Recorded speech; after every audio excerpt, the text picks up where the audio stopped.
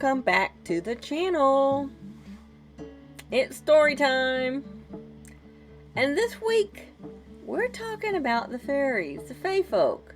Fae. And we mentioned them in a lot of our videos. We kind of mention them here and there because this was something that was a very strong belief all through the medieval times and still is today. So we're going to be looking at some stuff, and I'll have a story for you. But I wanted to see, and if you haven't checked out the Fairy Investigation Society, definitely check them out. And the Fairy Census actually has where people contact them to report their sightings. And they've got a really wonderful website, a lot of information about the Fae. And so I'm going to read some stuff on here that I found interesting. And of course, fairy belief is very prominent in Ireland. It still is. And this is an article written by an Irish priest on the beliefs of the Fae. And I think this might have been in 2013. Okay, but he says, as children, we are always afraid of the fairies. And we're taught to say, God bless them, God bless them. Whenever we heard them mentioned, in our family, we always made it a point to have clean water in the house at night for the fairies. If anything like dirty water was thrown out of doors after dark, it was necessary to say, Haga Haga Salach. Probably not saying that right. As a warning to the fairies not to get their clothes wet. Untasted food, like milk, used to be left on the table at night for the fairies. If you were eating and food fell from you, it was not right to take it back, for the fairies wanted it. Many families are very serious about this even now.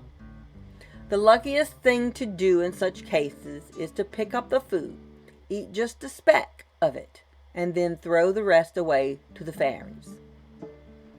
Ghosts and apparitions are commonly said to live in isolated thorn bushes or thorn trees. Many lonely bushes of this kind have their ghost. For example, there is a Fanny's bush, Sally's bush, and another I know of in County Sligo. I know I'm not saying that right. Sligo. Sligo. Near Boyle. The fairies of any one race are the people of the preceding race. The Fomors for the Furbolgs for the Danans for us. The old races died. Where did they go? They became spirits and fairies.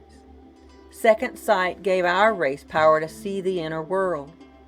When Christianity came to Ireland, the people had no definite heaven. Before, their ideas about the other world were vague.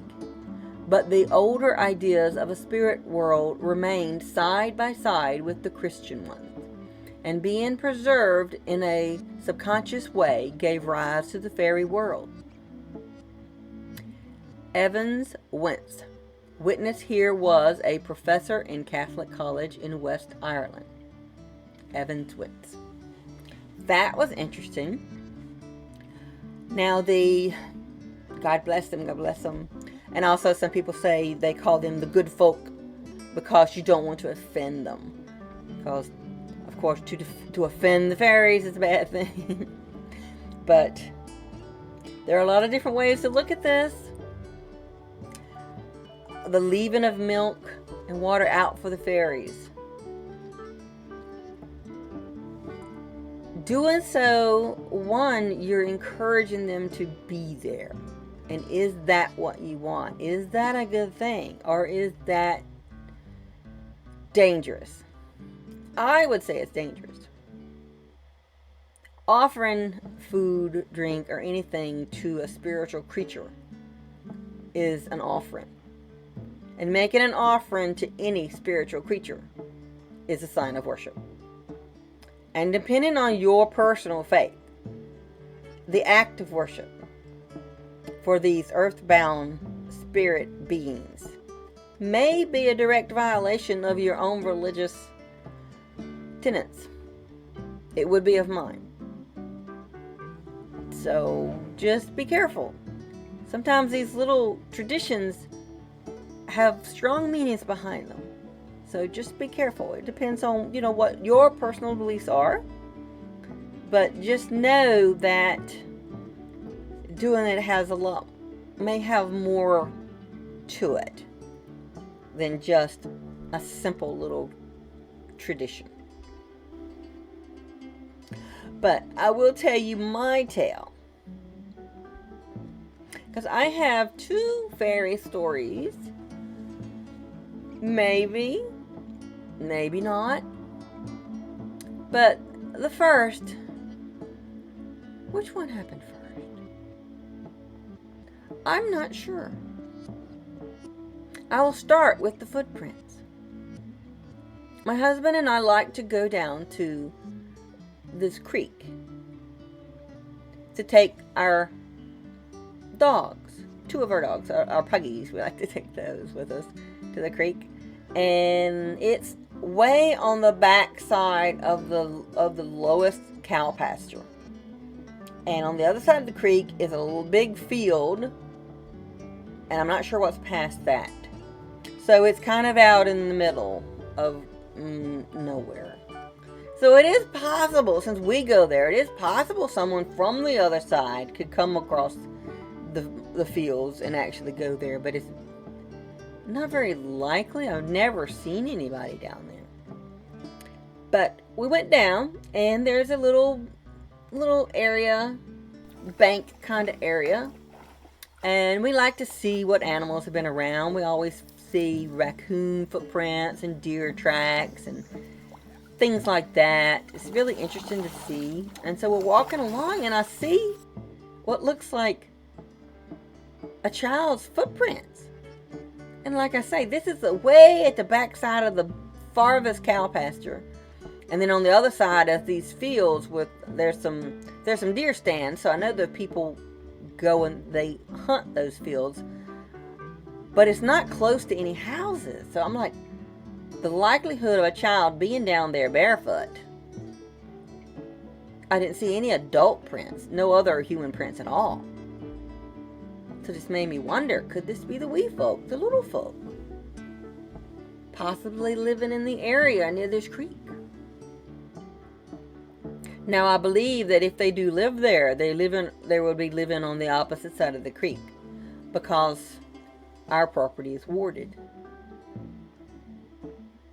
And so I don't think they could live on our property due to that. But I'm not an expert in all this stuff. But you do what you can to try to protect yourself and your livestock. And sometimes you also have to protect them in a spiritual way. So we've tried to do that. But that was interesting to see these little footprints. And it made me wonder what could have made it. Because you have the wee folk, but there are a lot of different types of little people, including in North America. You have some that look like that wear like clothes and little moccasins and things like that. And I guess some that would go barefoot. So there's different types. I'm trying to remember some of the different names. The pugwudgies were not very nice. They're not something you want to run into. But I can't remember the name of the ones that actually dressed like Native Americans. Just like a miniature version of people. I can't remember. But on to the other story. The other story I have happened a few years ago. We had a horse. My husband had the horse before we married. And the horse lived to almost 35, I think. Which is very old for a horse. She was a beautiful Tennessee walker named Lady, Delight's Lady Fancy. We called her Lady. And I still miss seeing her in the pasture out front of the house.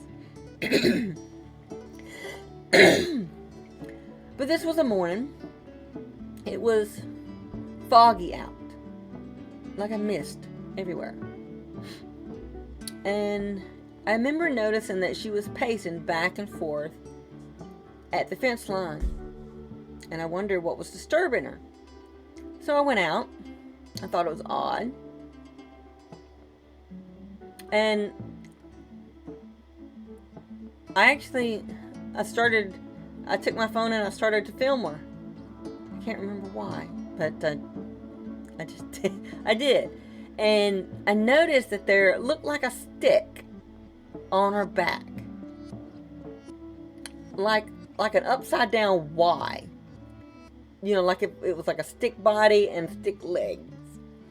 I'm like, what in the world? Did a stick fall out of the tree and land on her? Is it hurting her? And maybe that's what's bothering her. And so I walked out, and as I got closer to the gate, she stopped. And as I'm walking up, I noticed the stick just slide to the side and down. It's like, okay, well, I'll just go pick it up and throw it out of the pasture. So I get to the gate. And as I go through the gate, I check her back's fine. And I look, there's no stick. I look all around where she was standing, where it should have fell. There's no stick. Nothing. The Fae have glamour. Could a Fae been riding a horse? Glamored to look like a stick? A small tree branch? Like I said, I went out and I looked, there was no stick. Nothing. But I do have pictures. Is it possible? I don't know, and that would bother me because, like I said, our property's warded. And so that gate is warded. So could a Fae have been there under our wards? That's not something I like to think about. But it was interesting. Let me know what you think of, whether you think it could have been a Fae. Glamored as a stick. But, yeah, that was very interesting. That took me by surprise.